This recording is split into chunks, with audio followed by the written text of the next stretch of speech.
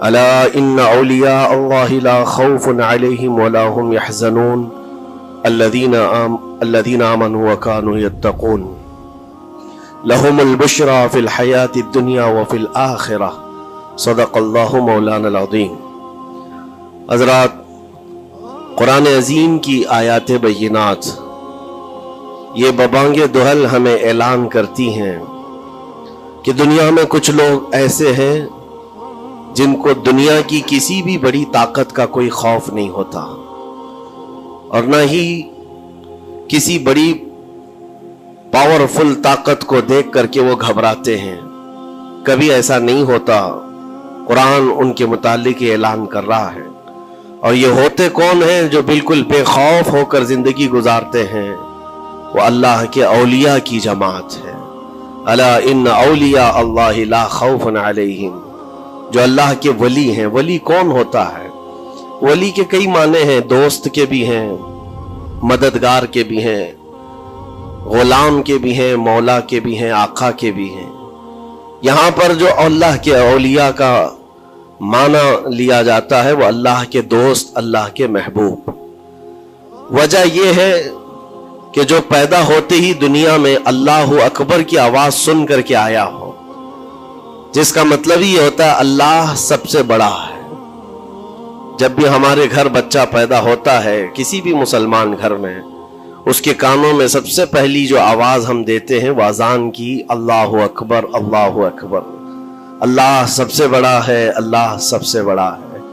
اور مسلمان کی زندگی جب ختم ہونے کو آتی ہے، ہماری روح نکل جائے اور ہمیں کفن دے کر جنازہ لا کر امام کے سامنے رکھا جاتا ہے، امام پھر ہمارے جنازے پر سب سے پہلی تکبیر جو باندھتا ہے اللہ اکبر کہہ کر، اللہ سب سے بڑا ہے۔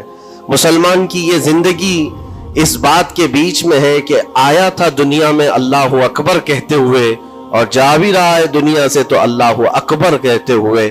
جو اللہ کو سب سے بڑا مانتا ہو تو پھر دنیا کی کون سی ایسی طاقت ہے جو اسے خوف زدہ کر سکے، اسے کون سی طاقت ہے جو ڈرا سکے؟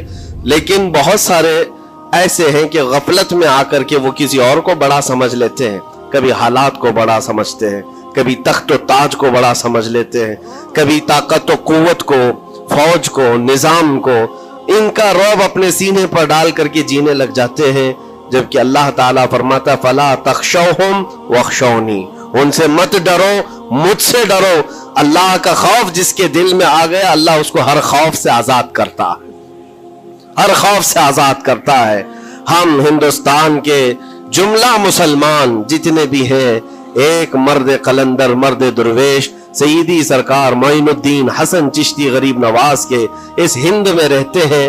ظاہر سی بات ہے کہ ان کی سیرت ہم سب کے لیے ایک بہت بڑا مشعل راہ ہے، بہت بڑا نمونہ عمل ہے۔ آپ کو پتا ہے غریب نواز کو ہند الولی کہا جاتا ہے، وجہ یہ ہے کہ ولی کا ہندوستان ہے۔ یہ نہیں ہے کہ ہندوستان کا ولی، بلکہ یہ پورا ہند ہی ولی کا ہے۔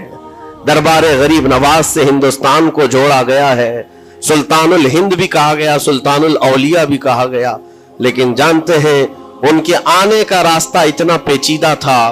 وہ سن 583 کی بات تھی، 583 ہجری چل رہی تھی، جب آپ حرم کعبہ سے نکل کر مدینہ طیبہ جا رہے تھے۔ اس وقت آپ کی عمر تقریباً 45 سال کے آس پاس کی تھی، نہایت ہی عبادت گزار، تقوی شعار۔ 20 سال اپنے پیر و مرشد کی خدمت کر کے وہ حرم کعبہ میں پہنچے تھے۔ 20 سال کے بعد جب مسجد نبوی میں گئے تو عجیب سی کیفیت تھی۔ سلام کیا رسول پاک صلی اللہ علیہ وسلم کے دربار میں تو جواب قبر انور سے یہ آیا، وعلیک السلام یا معین الدین شیخ البر والبحر، اے معین الدین تجھ پر میری سلامتی ہو، اللہ کی سلامتی ہو، جو خشکیوں کا بھی اور تریوں کا بھی تجھے امام بنایا گیا ہے۔ اور آواز یہ نبی کریم صلی اللہ تعالی علیہ وسلم کے دربار سے سننے والی آواز تھی۔ آپ گھبرائے تھے، تھوڑا سا سراسیمگی تھی۔ یہ ہندوستان کی طرف اشارہ کر کے میرے آقا صلی اللہ تعالی علیہ وسلم نے فرمایا تھا کہ تجھے ہند کی ولایت دی جاتی ہے۔ اس وقت تک سرکار غریب نواز کو نہ ہندوستان آنا کبھی ہوا تھا، نہ ہندوستان کے علاقوں کو آپ نے کبھی دیکھا تھا، کیونکہ سجستان جو یہاں سے काफी दूर है, अफगान के करीब एक इलाका संजर, जहां पर आपकी विलादत हुई, वहां से निकल करके आप निशापुर में आबाद रहे। उसके बाद 40 साल के बाद हरम काबा और हरम मदीना में रहे। लेकिन अचानक ये बात कि तुम्हें हिंद की विलायत दी जाती है, एक ताज्जुब वाली बात है। नई जगह पर भेजा जा रहा है। आप दोबारा शाम में नबी पाक सल्लल्लाहु अलैहि वसल्लम के दरबार में हाजिर हुए और सलाम पेश करने के बाद, क्योंकि ये खुशी की बात तो सबके लिए थी कि हिंदुस्तान को अल्लाह ताला एक अजीम वली भेज रहा है, लेकिन जिसको भेजा जा रहा है वो बेकरार था, बेचैन था, क्योंकि न रास्ते पता है, न मुल्क के हालात मालूम है। बारगाह मुस्तफा सल्लल्लाहु अलैहि वसल्लम में दोबारा जब हाजिरी हुई, अर्ज किया, आका आपका हुक्म, उसकी तामील के लिए बंदा हाजिर है, लेकिन ना ये फकीर हिंदुस्तान के रास्ते देखा है, ना वहां के हालात मालूम है। हुजूर पाक सल्लल्लाहु ताला अलैहि वसल्लम के दरबार में ये अपनी बिप्ता सुना रहे थे, दास्तान गम सुना रहे थे। गुनूदगी तारी आ गई, यानी नींद सी कैफियत आ गई, और बारगाह रसूल सल्लल्लाहु अलैहि वसल्लम में एक दीवार पर टेक लगाकर जैसे ही आपकी आंखें बंद हुई, रसूल करीम सल्लल्लाहु अलैहि वसल्लम तशरीफ लाए और इशारा फरमाकर पूरे हिंदुस्तान के नक्शे आपके सामने खोल कर रख दिए।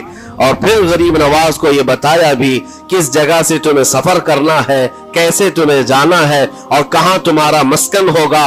सरकार गरीब नवाज फरमाते हैं, उस एक ख्वाब में मैंने रसूल करीम सल्लल्लाहु ताला अलैहि वसल्लम के हाथ में अजमेर के पहाड़ भी देख लिए, वहां के किले भी देख लिए थे जो मौजूद थे। और उसके बाद फिर किस बात का खौफ है, किस बात का डर है, जिन्होंने रास्ते बताए हैं वो हादी रसूल, वो हादी आलम है। नबी पाक सल्लल्लाहु अलैहि वसल्लम आए हैं पूरी कायनात को रास्ता दिखाने के लिए, और जिन्होंने गरीब नवाज को हिंद का रास्ता बताया हो, फिर डर किस बात का। जब आप बेदार होते हैं तो अपने साथ 40 कुतुब उस औलिया इकराम की जमात लेकर मदीने तैयबा से सफर के लिए निकले थे। मेरे अजीजों, अब बात यहाँ आती है, इसीलिए मदीने तैयबा से ये पूरा प्लान हुआ है, मदीने तैयबा से भेजा गया है, मदीने तैयबा से प्लेसमेंट हुआ है। इसी वजह से आज तक तारीख गरीब नवाज को अताए रसूल कहती है। अताए रसूल है, रसूलुल्लाह की अता है, हिंदुस्तान वालों के लिए खास अता है मेरे आका सल्लल्लाहु अलैहि वसल्लम की। जब वो सफर के लिए निकले, सन 83 से चले थे, तो यहाँ हिंदुस्तान पहुंचते पहुंचते आपको 87 यानी 4 साल का अरसा लग गया था। 4 साल के अरसे के बाद आप पहुंचे। मेरे अजीजों, न प्लेनों का सफर, न जहाजों का सफर कि उड़ करके इधर से उधर आ गए। वो तो पैदल काफिला निकला था, दुर्वेशों का काफिला था, और वहां मदीने तैयबा से निकलकर बगदाद पहुंचे। बगदाद में औलिया कामिलीन की सोहबत पाई, वहां से फिर निशापुर, फिर उसके बाद हरात, और अफगान के इलाके होते हुए लाहौर पहुंचे। लाहौर में सरकार दाता गंज बख्श आलम रहमतुल्लाह ताला अलैह के दरबार में चिल्ला कशी फरमाई, वहां से दिल्ली पहुंचे। यहाँ ये पूरा जो रास्ता है 4 साल का, मेरे अजीजों, तारीख में है। सरकार गरीब नवाज जिस रास्ते से चलते जाते थे, जो काफिर या मुशरिक भी देखता वो दायरे इस्लाम में दाखिल हो जाता ना। नूरे इलाही, नूरे वहदत का टुकड़ा आपकी जबीन अक़दस पर ऐसा चमकता था कि लोग जो आते वो फिर आपकी सोहबत से दूर कोई जाता नहीं था।